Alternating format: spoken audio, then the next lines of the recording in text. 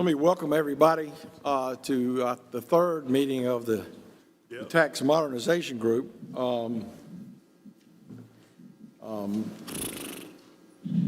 Ms. Erica, will you call the roll real quickly? I think the mayor is joining us by Zoom. There he is. I'm online. I see him right there. Here? Yes. Here. Here? Yes, here. And it's a welcome tradition at the City of Columbia that we begin all of our meetings with an invocation. And if I'll ask on Reverend McDowell to lead us in prayer. Thank you so much. Let us bow our heads. For this day and for all you've done for us, for this gathering here today as we continue to discuss the expansive growth of our city. Touch us individually and collectively, reminding us that it's not us, but it's our city that we are concerned about. We ask it, we claim it in your name. Amen. Amen. Thank you, Reverend McDowell. Yes, sir. Again, let me welcome everybody. Before we get started, I just kind of as an update, we've had some very good dialogue over the course of the last 2 weeks since our last meeting.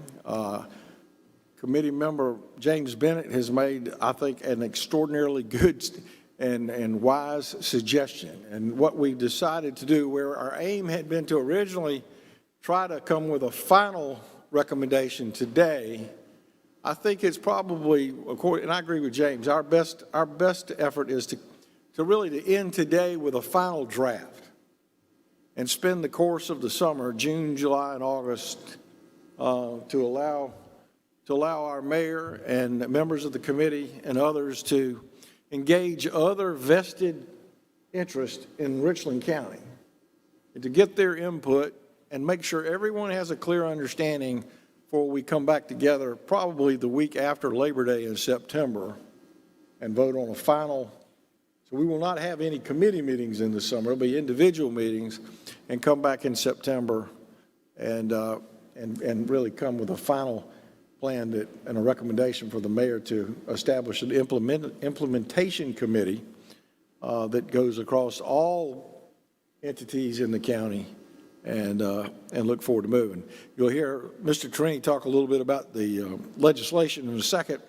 We can't begin the legislative process until January anyway, so I think this is so important that to be able to take the next couple of 3 months and gain as much community input and as we can, I think is a wise move. And I thank you, James, for making that suggestion. Thank you for meeting with me. On that note, we'll begin our presentations today. I think Dr. Stephen Walters is going to lead us. For those of us that are joining on YouTube and other things, let me just say Dr. Walters will begin by talking about a vicious or victorious cycle, the impact of property taxes on communities, schools, and people. Welcome back to Columbia, Dr. Walters. Thanks for having me back. We've had some discussions since I was last here, and I want to thank the members of the council that have been speaking with me as we developed this proposal, and as we talked about it more, I had the sense that we should talk about what this is going to mean for the average citizens of Columbia and the surrounding counties and so forth. I was reminded as we talked about this of a little situation I ran into when I was having a lovely walk with my wife in one of our national parks one time. We came to a fork in the road, and on one side we saw a cute little bear cub, and we were cooing and oh, isn't that wonderful? And then on the other fork we saw the mama bear, and we realized we were in between the cub and the mama bear. Could have been the daddy bear, I don't know. And we realized we were in trouble because that's not a situation you want to put yourself in. And I sort of feel like, you know, there will be residents of the area, there will be elected representatives and so forth who will feel a little bit that way. When you talk about something like tax modernization and tax competitiveness and so forth, you invariably will run across a sense that you're endangering very valuable and very, very important public services if you start talking about this. Where I come from, I've been working on tax reform in a lot of other jurisdictions, and where I come from, the first question that always arises is, well, what are you going to cut if you engage in tax modernization or tax competitiveness, tax reform? And so I want to start by, you know, talking about what I think is a kind of false perception about how we get more. We need to have a healthy local economy in order to have the healthy government finances that can provide what we all want from government. We want more. We want better. We want more services. I'm kind of a stranger in town. I parachute in every now and then to talk about policy and so forth. But being a stranger sometimes means that you can open up conversations with people more easily. The last time I was here, we had the big parade and the celebration of the national championship, and there were lots and lots of people that I could just strike up conversations with, and I would always ask them, "What do you need here?" And almost invariably, the answer would be, "Well, we like it here. We like our schools. I'm happy, especially parents, but we could use more. We could use more parks. We could use enhancements to social services and so forth. And so we want and we need a healthy government financial sector system to provide that more. And the perception is that high tax rates will get us that. That if we talk about tax cuts or tax reform, that we're endangering government finances, and that we won't get the more things that we want, that we'll get less services. And that is a dangerous misperception at the local level. And the reason it's a misperception is because at the local level, we have mobility. We have human mobility, people move, but more important, we have capital mobility. Investment flows are directed at the local level to where they are treated best. And the best evidence that we have of that comes from Columbia itself. This is data from Dr. Gunnlaugson's slides in the appendix to her slides. I'm stealing her data, but this tells the story quite eloquently. If you look at the blue part of that graphic, those are the real per capita or inflation-adjusted per capita property tax revenues in Columbia over the past decade, and you can see that those revenues have fallen by over 9% over a decade, and that bespeaks a shrinking inflation-adjusted property tax base in the city of Columbia. You simply can't finance more if the tax base is shrinking, and the tax base is shrinking because the investment that is the crucial lifeblood of a healthy economy is being directed elsewhere.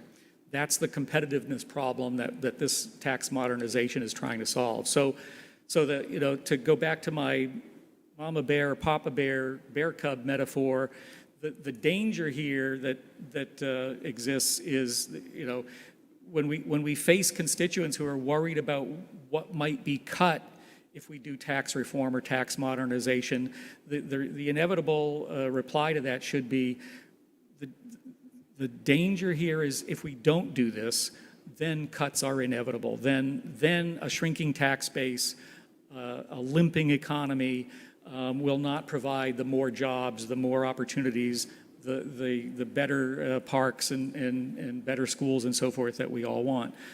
Only with a healthy tax base, only with a growing economy can you finance the more that we always want.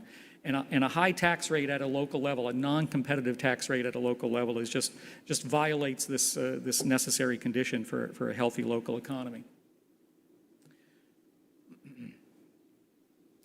So here's, we talked about this the last time I testified in front of you.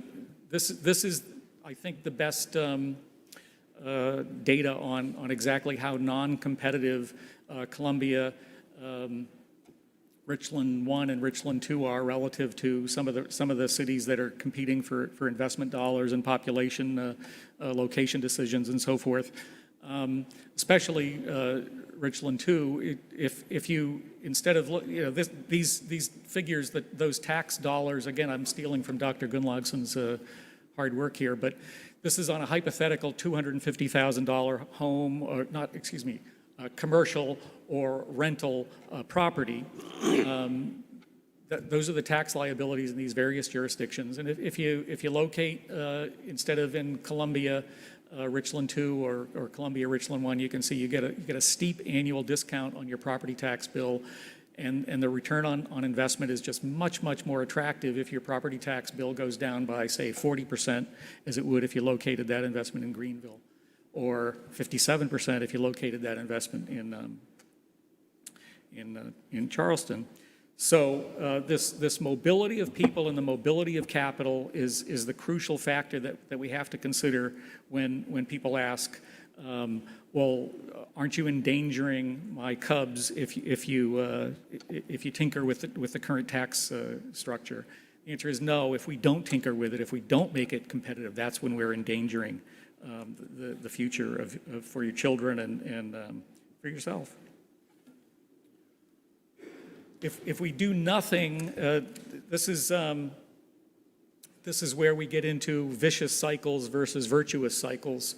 If we do nothing, things get worse, but they get worse in slow motion. So, I mean, this is what makes inaction somewhat appealing to people. The vicious cycle, it's not like people strap their houses to their backs and leave, and it's not that businesses relocate immediately. It's that investment flows don't happen over years, and then slowly we start to perceive that, gee, when there's flight of population and flight of capital investment, everybody gets less productive. With lower productivity, we get lower wages. With lower wages, we get greater relative poverty and so forth. And then we get all of the ill social consequences of that vicious cycle. And that's where we are. I mean, frankly, Columbia City's data on its shrinking real per capita property tax revenues is an indication that we are starting this vicious cycle. And unless something's done, the future is very much in danger. I want to go to the West Coast a little bit to give a little bit more upbeat picture. I don't want to talk about vicious cycles as if I'm a prophet of doom or anything like that. The good news is if you get it together and you get a competitive property tax policy in place, things can turn around rapidly and dramatically. And I just want to talk a little bit about the, my favorite example here is San Francisco. If you're old enough to remember, like I do, the old Dirty Harry movies from the 70s and so forth, San Francisco used to be an economic basket case.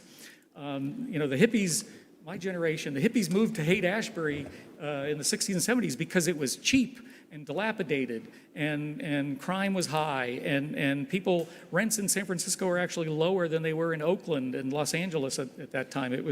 People were fleeing the city rapidly. You can see in the data here from 1950 to 1980, the sort of purple pink line there is the population decline in San Francisco.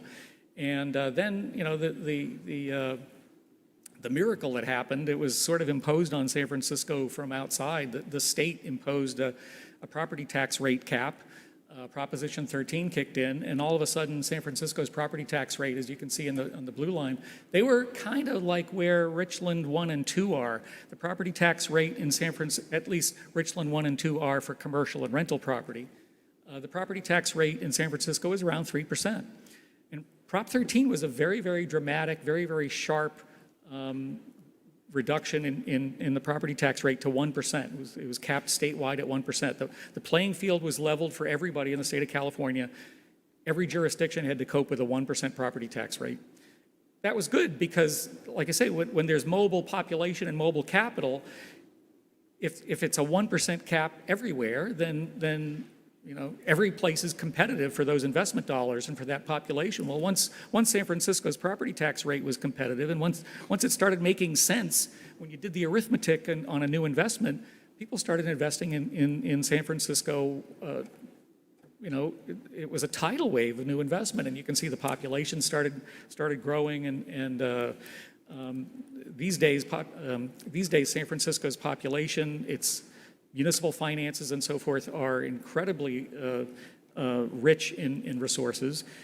Sometimes it's arguable they're too rich because they're doing some, frankly, silly things from a policy perspective, but it turned the city around. And here's the thing about the vicious versus virtuous cycle in terms of urban finance.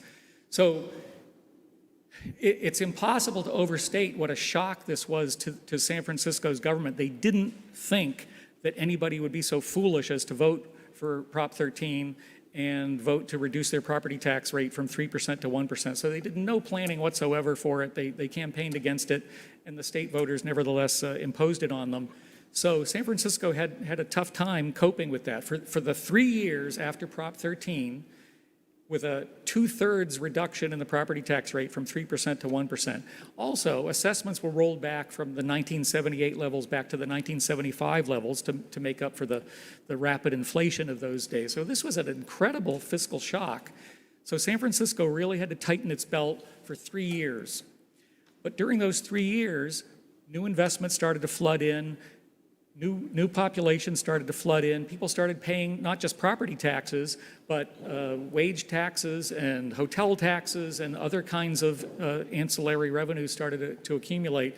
So San Francisco was out of the fiscal woods and was growing rapidly in terms of the municipal budget by the 4th year after Prop 13. These data are in real inflation-adjusted terms. By the 4th year, San Francisco's spending was 60% higher than it had been before the tax reform of Prop 13. So that's the virtuous cycle in action. When you reverse the outflows of population and capital investment, the dynamic here is very favorable to the production of more.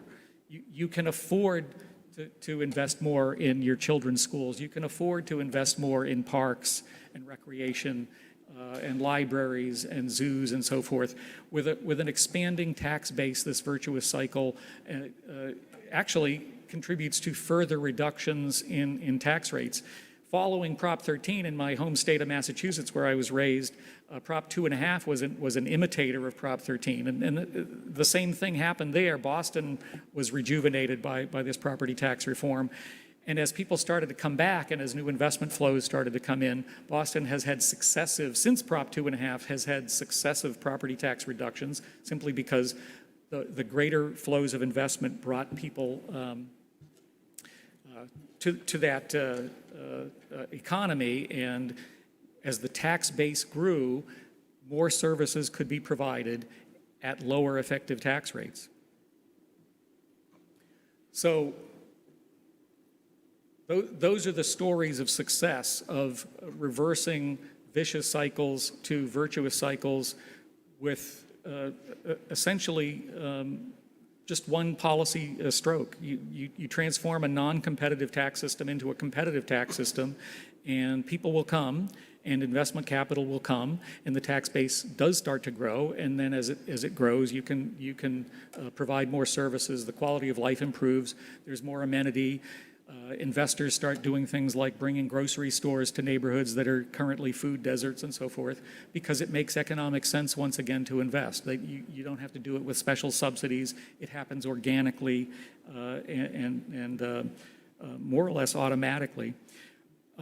Here, our job is a little bit more complicated because we've got a little bit more complicated state tax situation. We've got Act 388. We've got kind of, in addition to having a vicious cycle with respect to a non-competitive rate on commercial and rental housing, we've also got kind of an odd situation for schools. I really would reach out to members of school boards and so forth and say, this is especially important for school finance because the tax base, the sort of the foundation on which school finance is based is much narrower here in South Carolina than it is in a lot of other jurisdictions, primarily because of Act 388 and the exemption on primary residences.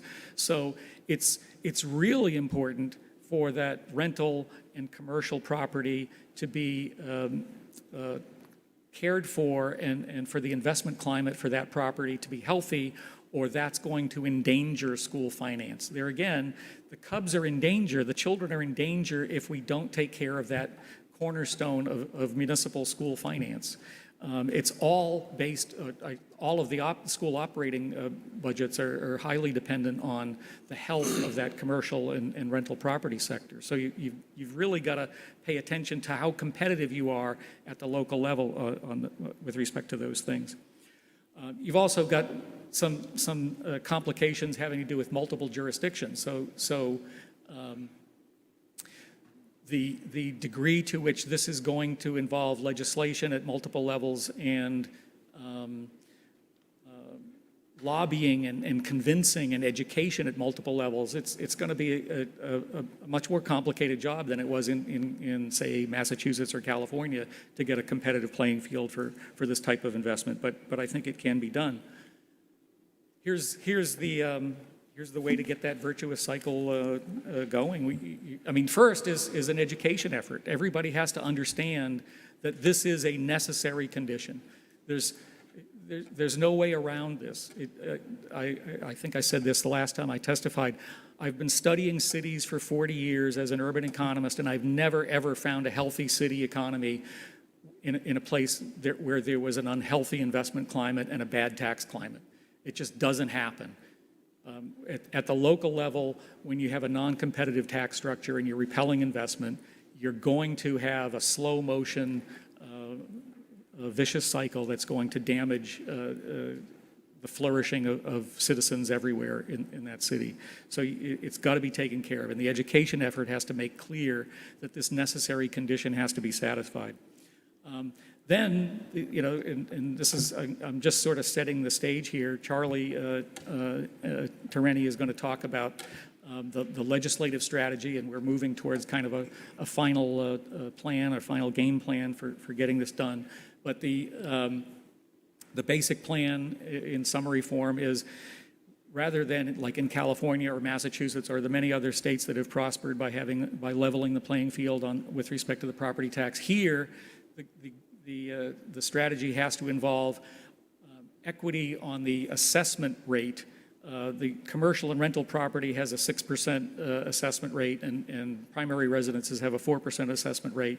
So the goal here is to go from 6% to 4% assessment rates on that commercial and rental property over a transition period. And that's the key thing. That's the major advantage. While the San Francisco or the California situation is very simple legislatively, the one disadvantage that they had, that Columbia has, that Richland County has over them, is we have the time to do this in an orderly fashion. We can have a transition where we can delay the phase-in and have a stepwise reduction in this assessment rate so that we can build towards a competitive property tax rate in a way that doesn't do any violence to any municipal services in the short run and allows those municipal services to grow in the long run. That's the basic plan. For a couple of years after the legislation allows this option, we would have a period when people start to realize that a competitive tax rate is in the offing.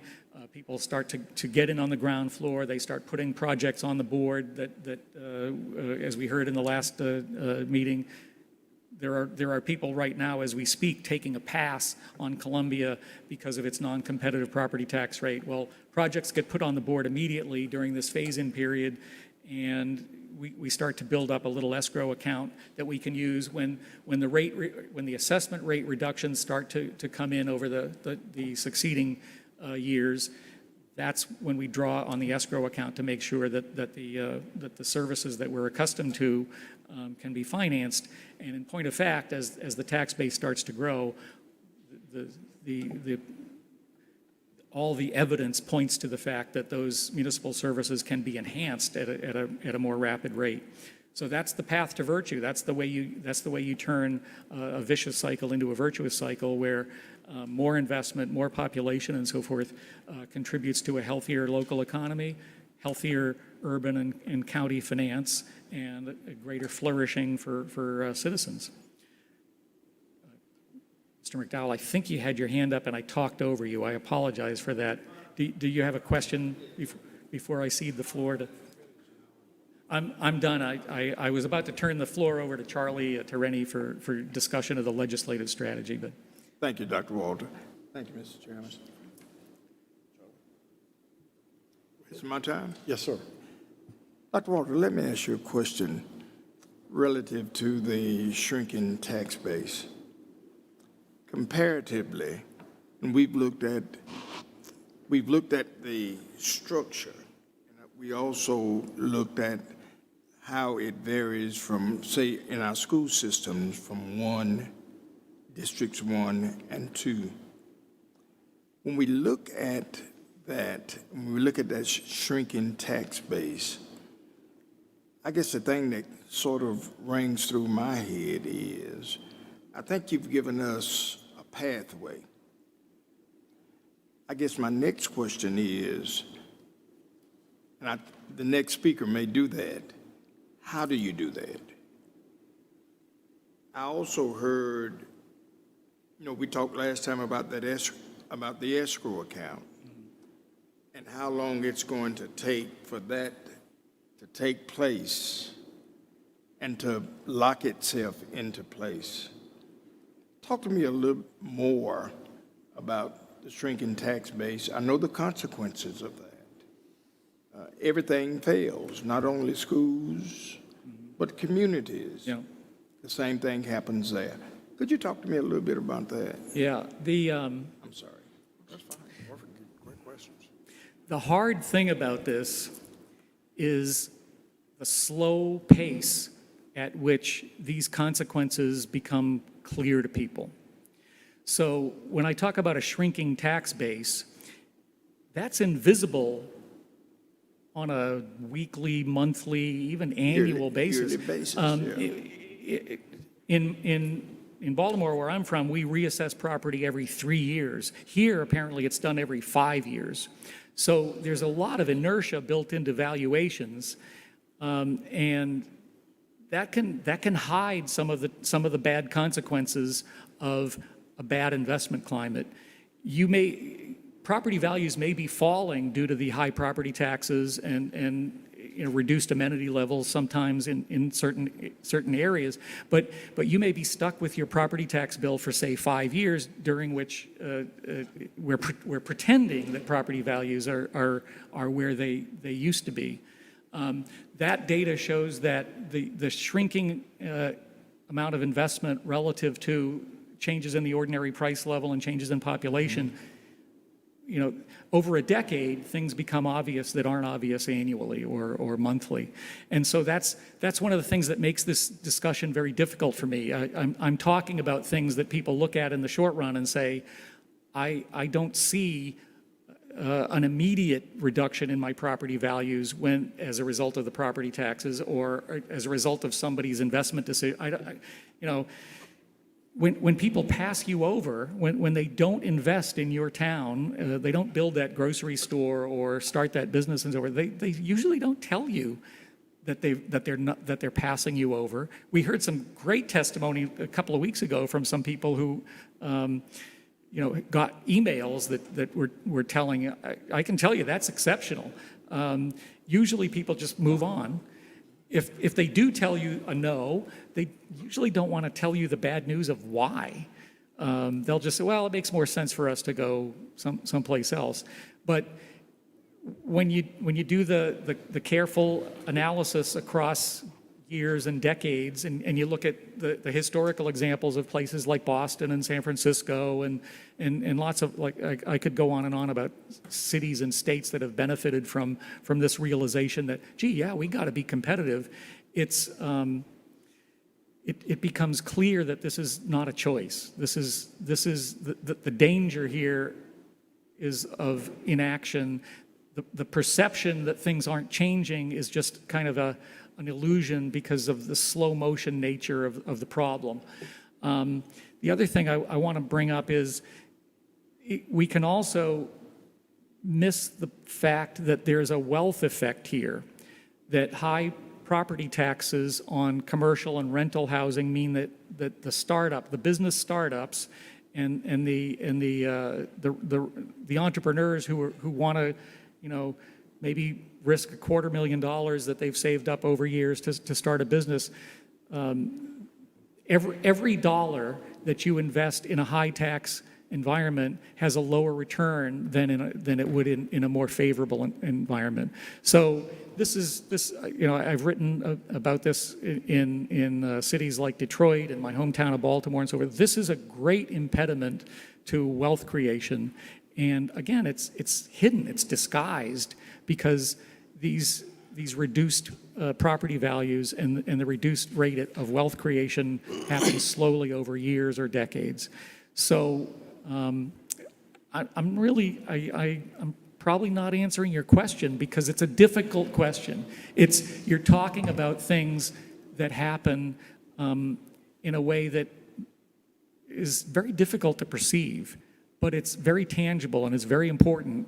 And it's sort of like, the lifeblood of an economy is how many businesses are starting, how many jobs are those businesses creating, how are your property values improving over time because the amenity level and the quality of life in an area is improving. All of these things are related to the investment climate, and the investment climate is crucially influenced by the property tax rate. I think Mr. Bennett has some questions. Yes, sir, Dr. Walters. I agree with you totally when you say that the danger is not doing anything at all. But I do think it's important that we understand, one, how we got here and the predicament that we're in and how we bring others with us for that action. Because if we don't, that could be worse than no action. But you mentioned this earlier about Act 388, I think it was 2006, when it took the burden of school operations off of owner-occupied. Now, that's a tremendous burden for everybody else or every entity to bear. Also, in the city of Columbia in particular, we've talked about it many times from Fort Jackson, state government, city government, county government, school district, all of that is off the tax records. Not to include religious organizations, nonprofits. And so it comes down to non-owner occupied investors and things of that nature. I can't remember if it was Councilman Taylor that mentioned at this meeting or in a separate meeting the point about school board budget tends to be higher in some cases than the growth in the area. Well, maybe matching that to me sounds reasonable. But it's hard for us to move forward with that without engaging our stakeholders. And the stakeholders are plentiful. Whether it's the assessors, the auditors, the treasurer. I guess we have 3 school districts, 1, 2, and 3. 1, 2, and Lexington 5, and then the superintendents. Part of the economic progression is the idea of rising tide lifts all boats also. So we do have to trust that.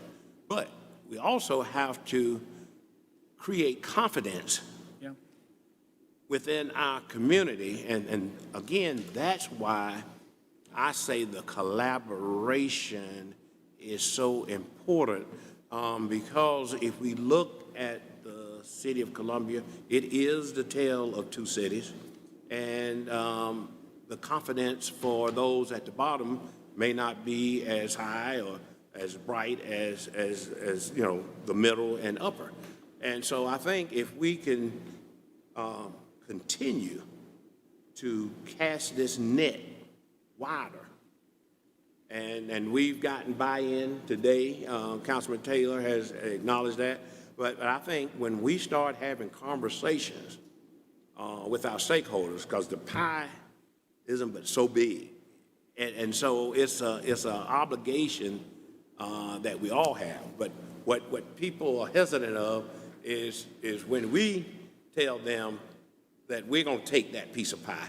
It's a whole lot better if they decide, I'm going to give you a piece of what I have. And so I think that's where we're headed, and I hope and trust the process that we will achieve dividends from that process. That's a great way of putting it. And I think this maybe gets more at the nature of your question about what are you talking about here? We tend to think that pie is fixed, and it's just a question of slicing it up in a way that we like. And so how we get here is we say, well, I want more. I want maybe smaller classes, or I want more parks, and the way to get that right now is we raise the tax rate. And when we raise the tax rate, there are hidden investors and people who are thinking about, locating their businesses or their apartments, and they do the math and they say no. And then, so there's that data there on the shrinking tax base that only becomes perceptible after a decade, but we keep wanting the more, so we keep going back and reslicing the pie, and it tends to shrink. It's not fixed and given, and the goal here is to transform it from a shrinking to a growing pie, and it can be done, and that's why I'm highlighting historic examples of dramatic turnarounds in cities that just followed this logic that, gee, yeah, like any business, we have to price ourselves competitively or we die. That's how it happens, and you're absolutely right. All the stakeholders, all the mama bears and the papa bears have to understand, in the long run, the fate of our children here is crucially tied to a healthy economy, and at the local level, you can't be healthy unless you're competitive. It just doesn't work. Except in the extreme short run, it does. I mean, if you could raise the tax rate on a lot of things today, and there wouldn't be, for a year or some months or whatever, you wouldn't notice, Main Street wouldn't evaporate overnight. That's the thing about this, though. In more than overnight, this is how we get into that shrinking real per capita revenue stream. And when the shrinking revenue stream translates into, I can't afford more parks, I can't afford better schools, I can't afford fixing the potholes and so forth, that's when people start to realize, oh, yeah, this formula doesn't work. Mr. Taylor, you got? Yeah, it seems to me that the examples given in the conversation we're having right now, that the conversation going forward, we need to include examples of people who have not invested in recent times, and we had examples of that at the last meeting. Yeah. And maybe we can, not do a better job, but come up with more examples of those for the conversation going forward with the folks that Sure. will be discussing Absolutely. this with. Well, it becomes more collaborative. Right, than anything. right. It becomes more collaborative, and I think Mr. Bennett's point is right on target in terms of making it collaborative, but also making it where your stakeholders become a part of that pie. Not the whole pie itself, because you may eventually have to make a larger pie. And do we want to do that? Yeah. Do we want to section it off, or do we want to collaboratively allow the stakeholders to say, this is how that pie ought to be divided, or cut off? Give me a piece of the pie. Yeah, the growth of the pie is in everybody's interests. That's correct. And we just need to talk about this more and more broadly, and convince people that their interests, whether they're school board members or parents of school children or retirees, whatever, all of their individual interests should be united behind a competitive tax climate. I'd like to just maybe make a couple, 3 points and ask questions. Number one, on Act 388, we all need to acknowledge that that's not a universal, I mean, that's a universal across the state. Every county deals with that. So when we look at our competitive disadvantage when it comes to taxes, we have to understand all those other counties are also dealing with 388. It's not necessarily what has driven this here. But I think James asked an important question about how do we get here. And I think it took a couple of decades, frankly, for us to get in the situation we're in. And what I would ask is, if I want to make sure I understand correctly, that you have governmental inflation, just like we're seeing in the consumer economy now. And I would say historically, government inflation can actually run even a little bit higher than say, the consumer inflation. And so doesn't that mean that if you don't attract enough new tax base every year to cover that inflationary cost of government, you either got to cut government or you got to raise taxes? And I think what we've seen in Richland County, and I don't want to make it clear, I don't think anybody gets to point at any one person or any one entity. It's just one of those things, is that we have not recruited enough investment annually to overcome, and I think that's particularly what you see in Richland District 2, to overcome that inflation. So we've raised the millage rates. And I think one of the things that we've been fortunate enough to get a look into, and I think this is what Dr. Walters, I don't want to put words in your mouth, but I think this is what I heard you say earlier. In most places where you don't see the investment happening, nobody says anything, they just go somewhere else.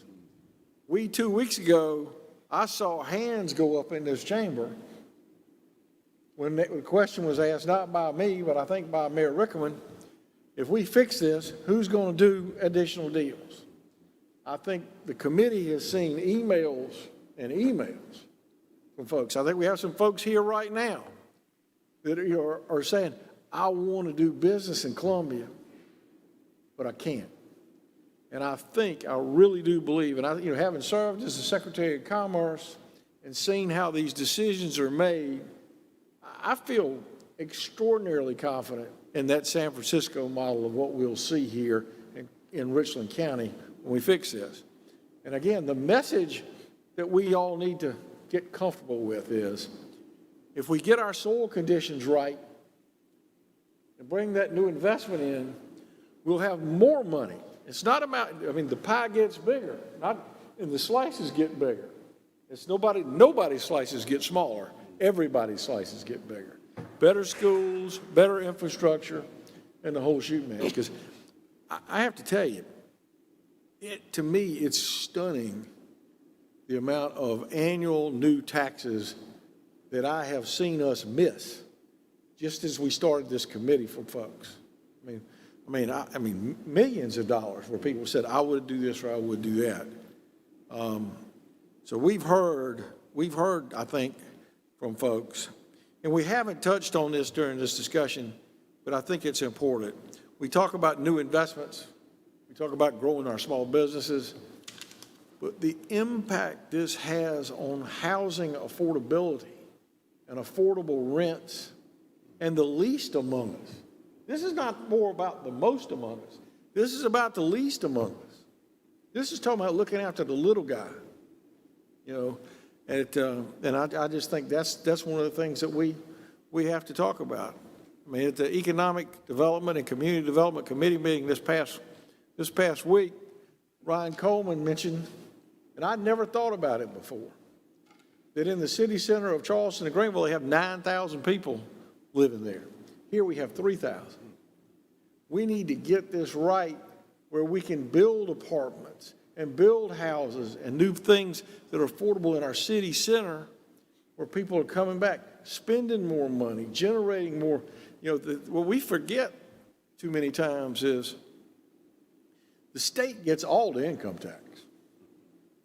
We have to survive here on local option sales taxes, hospitality taxes, accommodations taxes, and property taxes.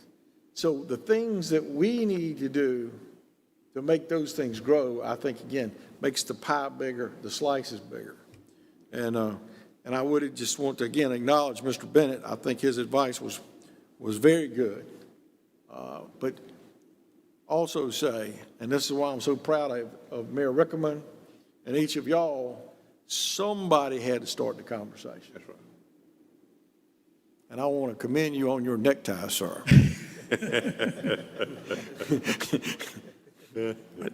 The good news, I just want to stress one of the things you said. So when I go and talk to people about this sort of thing, they never know what they're missing, because usually people, what's invisible, we're unaware of what we're missing.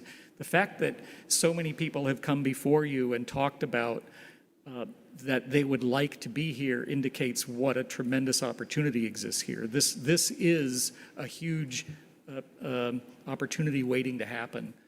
Very much like San Francisco was, I'm sure investors looked at that in the 70s and said, oh my God, it's cable cars and it's California and it's been ruined. And to some extent, Columbia is really poised for that kind of takeoff. And it's rare to see so many people saying, I'm ready, just fix this. So maybe that's the proper time to segue. Any other Thank you, sir. Your contribution to this discussion has been immeasurable since we began, really 3 years ago, when you first came and met with our city staff and the business community and the community in general. And I thank you, because you've done most of that on a volunteer basis. Yeah, every time I come to Columbia, I just love it more. So I'm a big believer. Thank you. Thank you. Oh, Dr. Walters? Dr. Walters, let me just say a word of thanks. You've given me a new concept in terms of the pie structure. It's great to fix a pie. It's what you put in it. And I think what you're doing and what you've said to me today, what impresses me more about that is that you've given us the pie, the shell. But it's very important in terms of what goes into that pie. And what goes into that pie sort of indicates how deep and how wide you're going to cut that pie. Investment opportunities, investment values, and that sort of thing, I think is critical.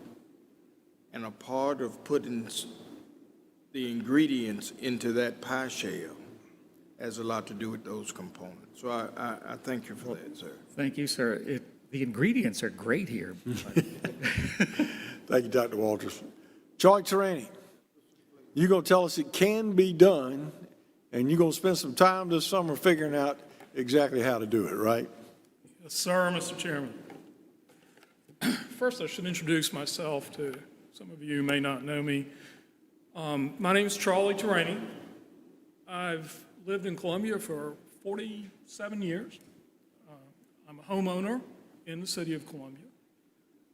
I am a business owner in the city of Columbia. I've practiced law in this town for 32 years. I have practice focused on business, government, and public utilities. So I have skin in the game.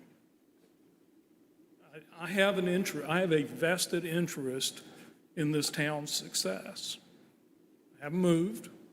I've stayed, and I plan on staying. So I come to you and I thank you for the opportunity to work on this project. It means a lot to me.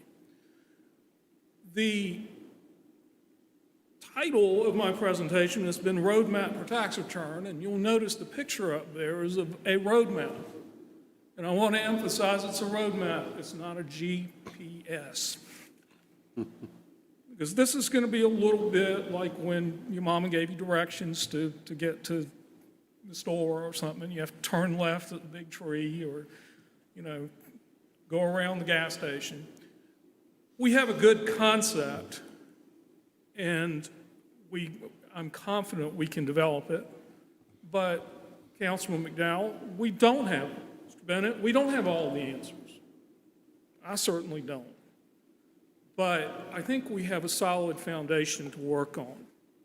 We start with identifying what we're trying to deal with, and that's the South Carolina Constitution.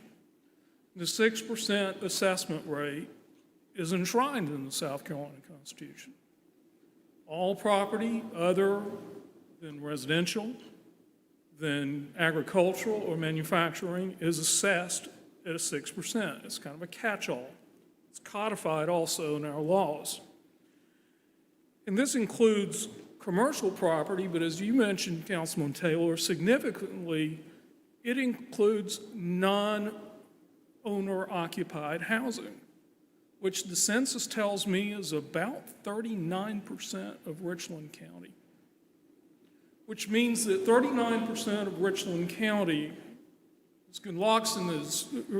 Gunlockson has shown you in her calculations that if you take a $250,000 house in Richland County, the tax bill is roughly 3 times what it would be for occupied or non-owner occupied. And landlords have no choice but to pass that on to their tenants. So basically, people that are renting homes in Columbia are paying 3 times the taxes. We should pass a city ordinance that makes landlords itemize it. I mean, because that would drive it home, right? So what do we do about this?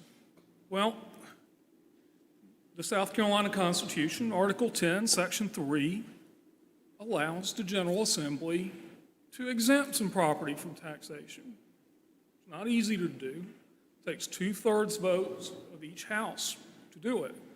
So it's a heavy lift, but the General Assembly has shown itself over the years repeatedly willing to pass tax exemptions. As a matter of fact, the exemption that we're going to talk about is number 52 in Section B of the code granting exemptions. So the legislature is willing, under the right circumstances and with the right argument, to grant a tax exemption. And as a matter of fact, what we're looking for as our solution is a tax exemption, is modeling our solution after a tax exemption that the General Assembly has already adopted. In Act 40 of 2017, which is known to most of us as the gas tax bill, was included a tax exemption of 14.285% of the property tax value of manufacturing property. Now, what's the significance of 14.2857%? The significance of 14.2857% is that when you apply that to the 10.95 or 10.5% rate on manufactured property, on manufacturing property, industrial, it reduces the effective assessment to 9%. So, and Councilman Taylor had this idea originally, what happens if we do the same thing for non-owner occupied property? And that is essentially the concept we have to phase in an exemption. Now, I talk about phase-ins. If you look at that code, it says 14.2857%, but the code doesn't tell you how you get there. The original act does. And what the General Assembly did was they said, well, we know we can't shock the system by cutting the assessment ratio by 1.5% in 1 year. So what the General Assembly did is said, we're going to phase it in. We're going to phase it in 6 equal installments. So by 2023, we're in year 5 of this, the tax exemption is being phased in. It will be fully phased in. Like Act 40, we could do the same thing. Now, there are some wrinkles to it, but we could do it. We could include some revenue safeguards in there. We're concerned about revenue streams falling or not growing as much as they can. And there are other states like North Carolina that have indexed their income tax cuts to revenue growth. And they call that a trigger, but it's also a safeguard, because if revenue doesn't grow as quickly as you want it to, you can delay the income tax cut so government's not deprived of its money for vital services. And that's important, and I think Dr. Gunlockson's going to talk about that. So we can include safeguards like that. Now, how do we get there? And let's be honest, this state has been much better at finding ways to raise taxes than finding ways to cut them. So this is not a concept that we go off with Charlie Terraney saying it's good to do. We develop it. We develop it with stakeholder meetings. We vet it with other lawyers. The city attorney's office was very capable. Ms. Knox is here, and she has a wonderful staff. The fiscal staff of the city should be involved in this. Bond counsel, certainly. There are provisions in the tax exemption statute that protect bond revenue, and we're going to need to do the same thing. Local and state officials, we're largely dependent on county council doing this. So, I may be preaching to the choir here, but I'm not sure about Richland County Council. But I think once they see the idea developed, they'll be receptive. The business community, of course, which is represented on this committee, we got to go to the legislature. So your government relations staff would certainly be important to this, and other members of the community, people that may represent the less advantaged of the city, that could understand the benefits of this plan, not only in terms of commercial development, but also in terms of relieving the burden on their housing costs, which I think is a critical component of this plan. So, in conclusion, I thank you for the opportunity to work on this project. As I said, it's a roadmap, it's a set of directions. It's not a GPS. You can't program it into your phone and get there from here right now. But I'm confident that by the end of the summer, we can come up with a plan that we can take to the legislature and hopefully make some progress there. It's a whole other world. We'll see, but I'm confident in it. So thank you very much for the opportunity to work on this. Thank you, Charlie. And I would say we're going to spend some time this summer with Senate Finance and with the House Ways and Means Committee. We're very fortunate to have two local members of the House Ways and Means Committee, Kirkman Finley and Micah Caskey, and I think our new senator from that's going to get 5 points in the university is the ranking minority member on the Senate Finance Committee. So I think having their input is going to be, but the key today is to know that there is a method that it can be done, and that other places have used the triggers that I think we're going to hear one more review of in just a second, to effectively lower the taxes in the least risk-adjusted way. I mean, again, I think what we'll be doing is with the escrow and triggers, we protect our entities and safeguard anything negative. Any questions for Mr. Trini? I just have one. Yes, sir. Charles and Mr. Chairman, I would assume that our approach would be, we would approach our local State House delegation first and then go forward? Or? They will be part of the summertime discussions. Yeah. Absolutely. And several, we've had conversations a little bit, and again, we try to make this as public as we can. But no, absolutely. Over the course of the summer, I think we'll meet with every member of the delegation. And one of the decisions that we'll have to make is is it going to be a local legislation, or should this be something that is offered statewide for every county? And my guess is it will be something that every county would want to have the option to do. Any additional questions, Mr. Tree? Thank you, Charlie. Thank you.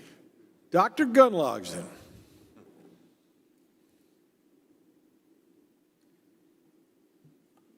Thank you for having me back again. It's always a genuine pleasure to talk about taxes. And I'm always thrilled to be able to follow Dr. Walters because he does such a great job of explaining the long-run effects of this type of tax climate on our economy and our social fabric and our all of the amenities that go along with it, our communities and people. It actually reminds me of, he calls it the vicious versus virtuous cycle, which is really so good because I just kept calling it a continuous loop in the 2020 tax study. But, you know, essentially, we have this situation where we have high tax rates. It leads to slow growth, poor property valuations, which in turn leads to smaller tax revenues, which prompts our city leaders to raise taxes, which then further deters growth and depresses valuations. And so we're stuck in this sort of negative continuous loop. And what we want to do is flip that so that we have low tax rates that lead to high growth and higher valuations, which lead to higher tax revenues, which prompt leaders to be able to even reduce the tax rate further without sacrificing the revenues that are coming in. And I completely agree. I love the example of the pie because this is not something we want. We don't want the pie to get smaller. We don't want to even cut the pie and give one person a different slice. We just want to make the pie bigger. And this, being able to flip that cycle to a positive continuous feedback is the way that we do that.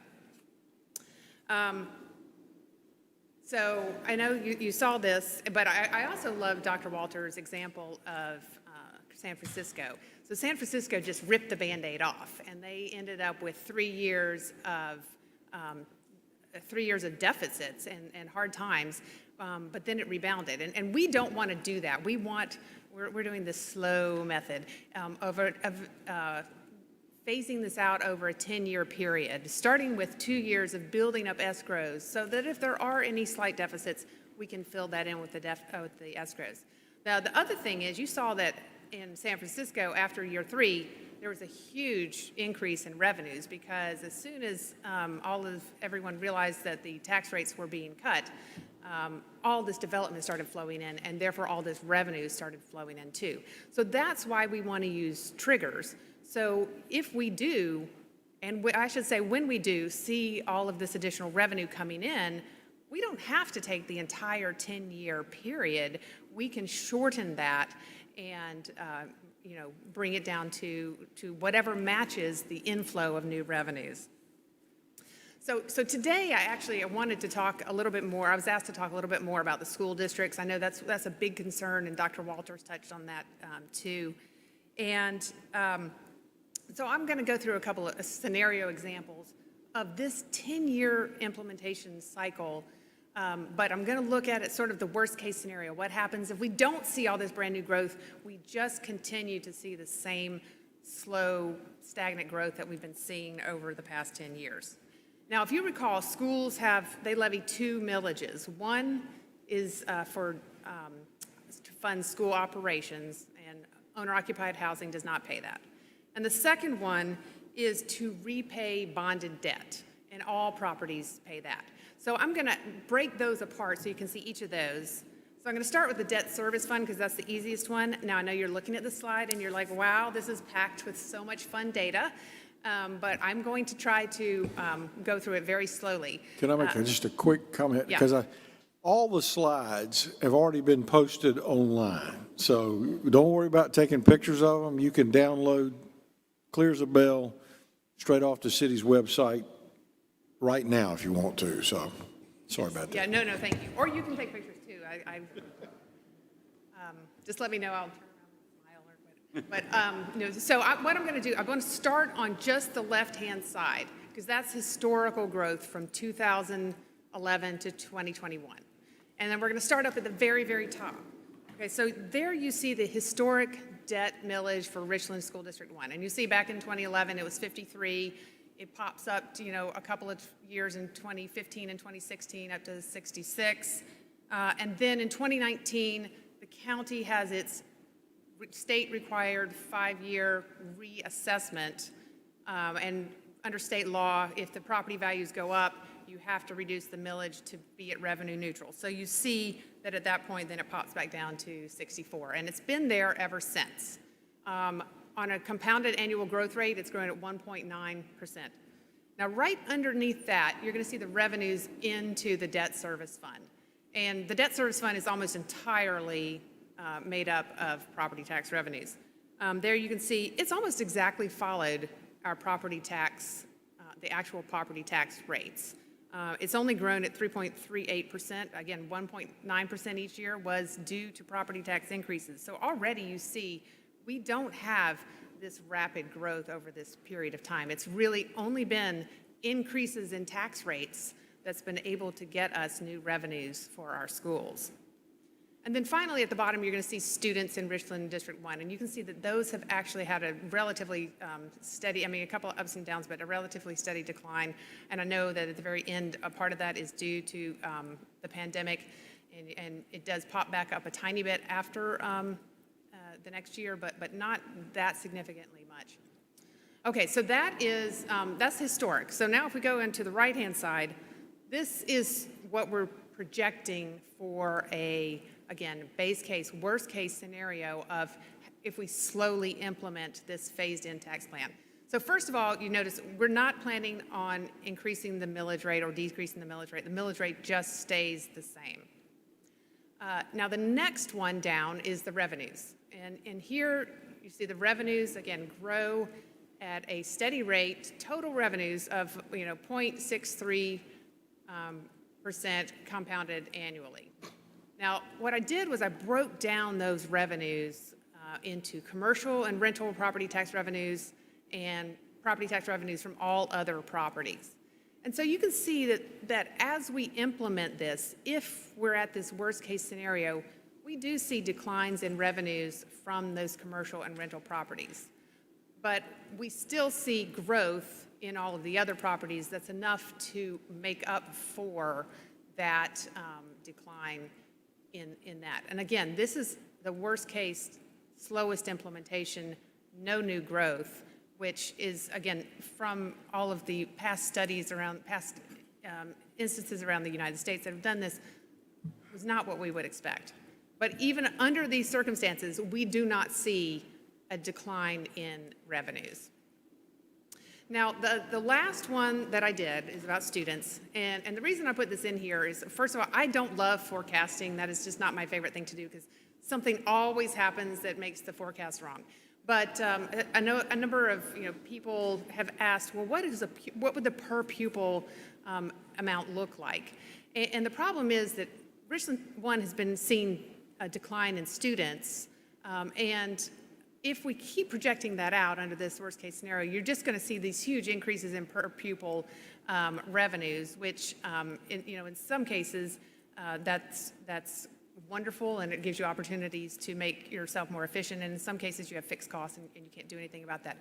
But the other thing, I think it just really speaks to, I think what Dr. Walters was talking about is the vicious cycle and the economic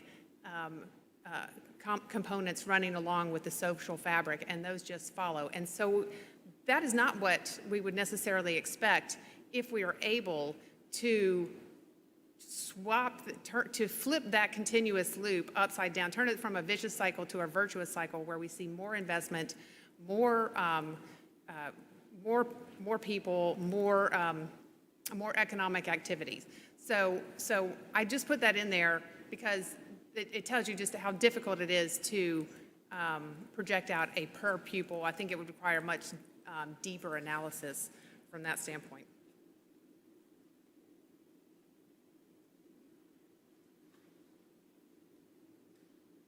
All right, the next slide looks at, so we just went through the debt service fund. This is the general fund.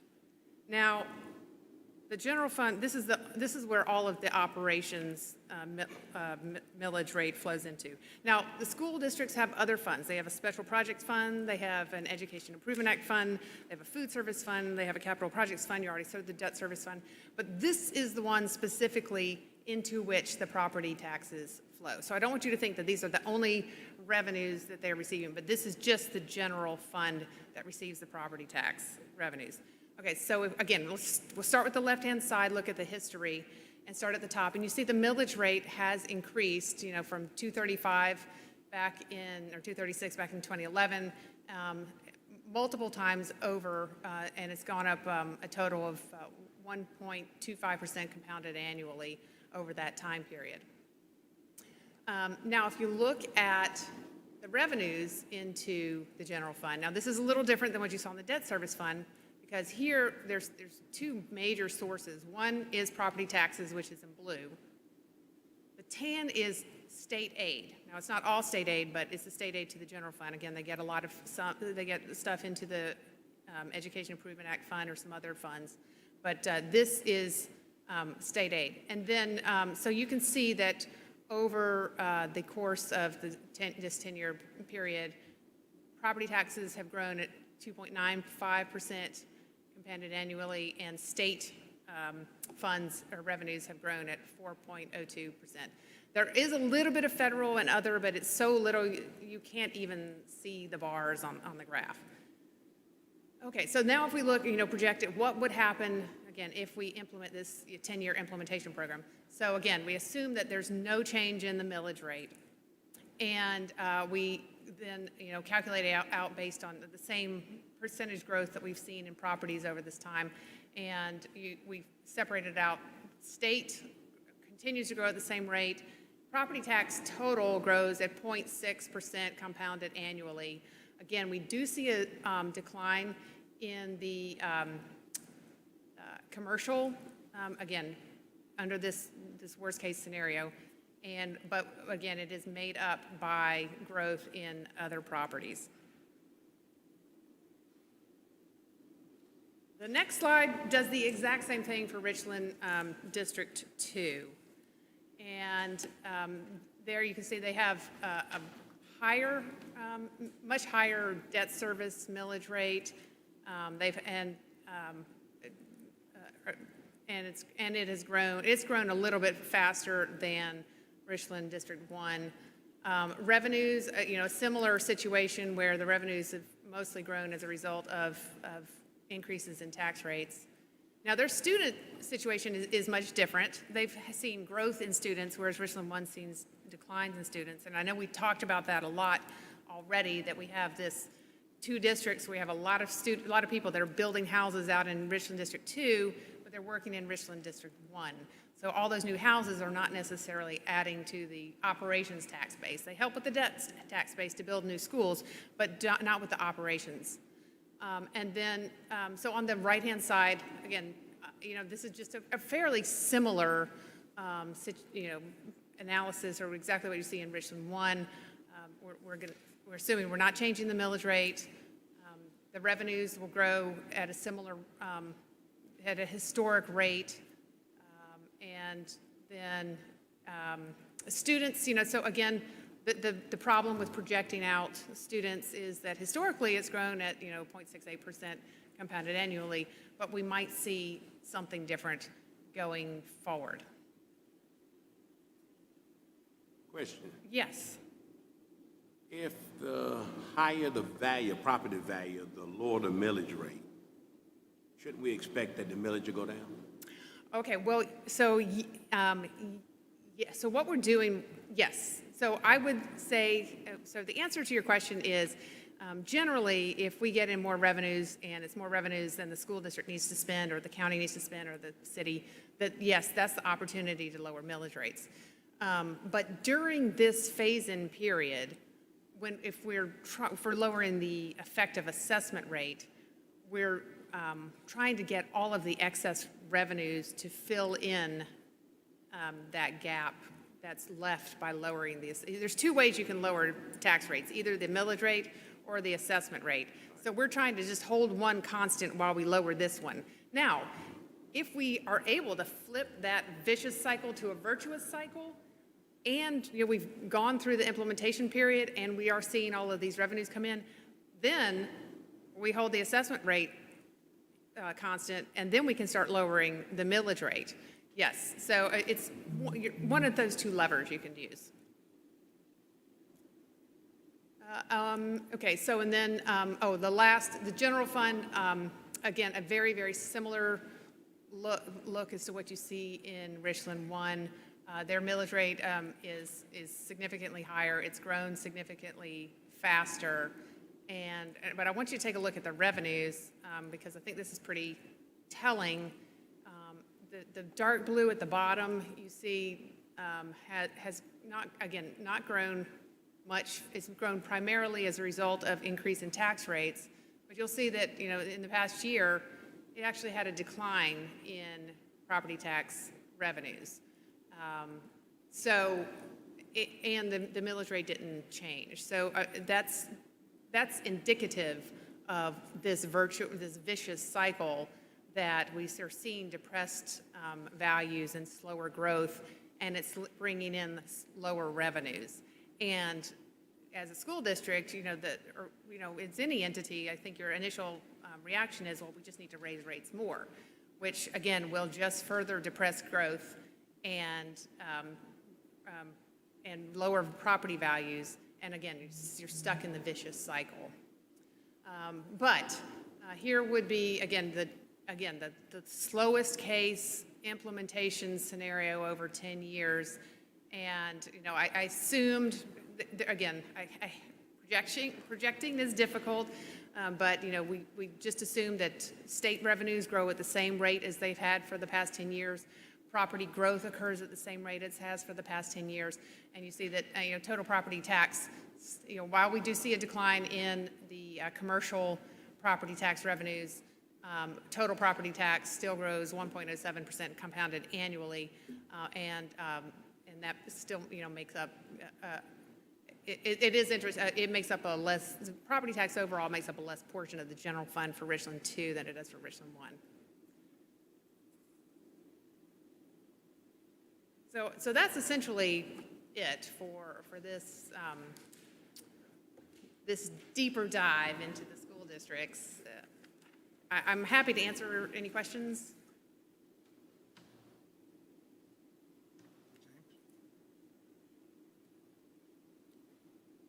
That it? Okay. I do have then a couple other general questions. Okay, sure. If you don't mind, just a couple of things, because I want to,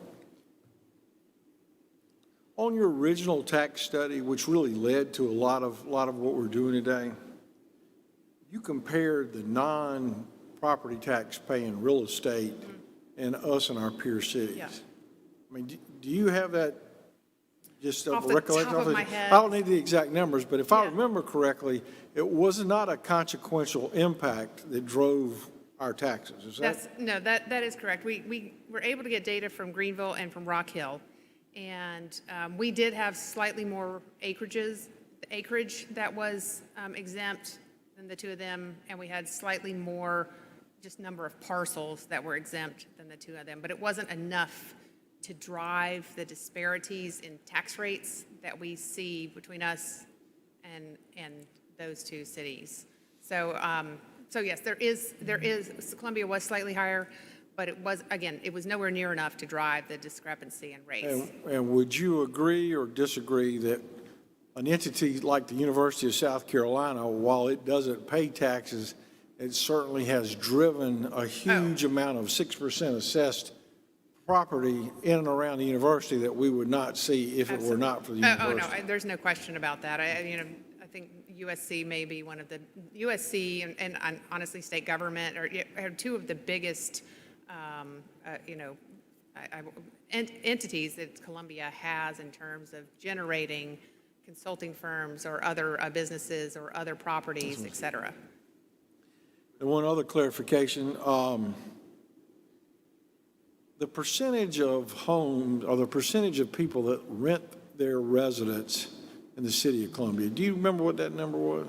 Yeah, and it is in the supplemental materials, but and I somewhere, keep going. I think it's like 46% of people who live in the city of Columbia own their own home. And how about own their own home? So it'd be So 54% rent? Yes. And the county fairly similar? The county would be, countywide, there'd be a greater proportion of homeowners to renters so it's slightly more in the county. I mean, I would agree with what Mr. Torini said earlier.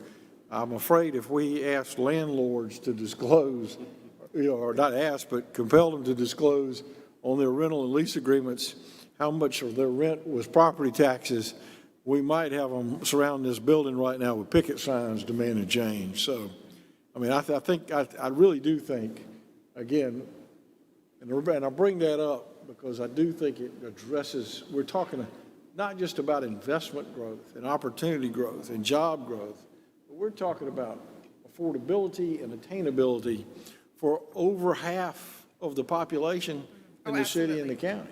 Right. And so I do think a lot of times when we talk about tax modernization, the assumption is it's to benefit, the rich, when I think, frankly, what we're talking about today has a disproportionate positive impact on the working people of our community, which is one of the reasons why I'm so keenly interested in it. Mr. McDowell, you had a comment? Well, I was going to talk a little bit about, I think Mr. Torini brought up the subject matter of 39 to 40% of in Richland County, of those homes, unoccupied homes. Was that correct, or did I hear it correctly?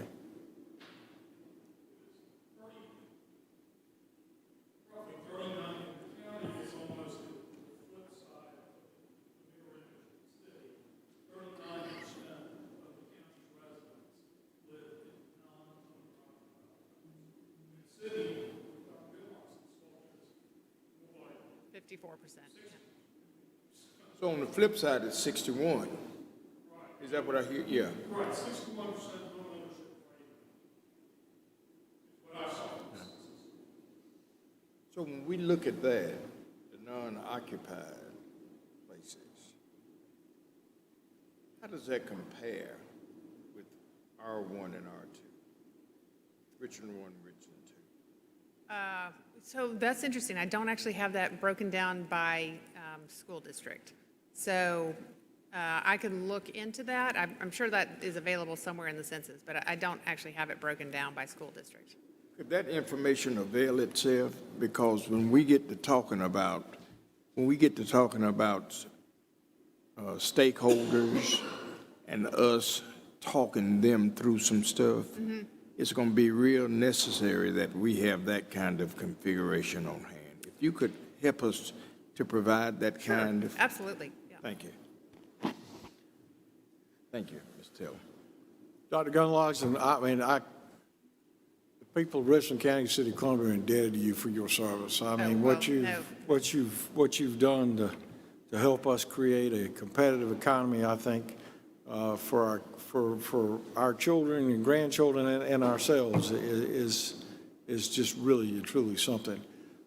We're at a point now where I think we see what our final draft is, and while we won't really vote on anything, I would like to really start with you, Mr. Bennett. Are you comfortable with this as the draft to take to the community and begin the discussions? Yes, I am, and as I've said to you privately and in this meeting today, I think we take this draft and utilize the time this summer to get our stakeholders and get buy-in to the initiative and attempt to move forward. Yes, sir. Mr. Cannon, are you comfortable? Absolutely, yeah. I don't see after somebody goes through this how they could not agree with it. Well, it's... We'll go all the way to the other end. Save the best for last. Mr. Taylor? I absolutely agree. And I look forward to showing it to some folks to get some people on board. Mr. McDowell? And I think that's the key to it all. I'm all for it. I think that there is still concern about diving deeper into the substance of most of these issues. And of course, this gives us and sort of pave the way for continued conversation. Yes, yes, sir. Let's move with it. Well, basically on that then, let me say this. As we will begin the discussions out in the community over the course of the next 2 or 3 months, we'll plan on coming together in September, early September, to finalize and hopefully create an implementation committee that the mayor will put together. I would say as as our community and the public encounters things and questions, we'll invite email feedback or whatever throughout the summer. Suggestions, thoughts, people that you think we should talk with and discover. And Ms. Hughes felt a little under the weather and had to excuse herself, and the mayor had to just drop off to attend the next meeting. So again, let me say thank you. And if there's a motion to adjourn, So move, Mr. Chair. second, we'll consider ourselves adjourned. Thank you.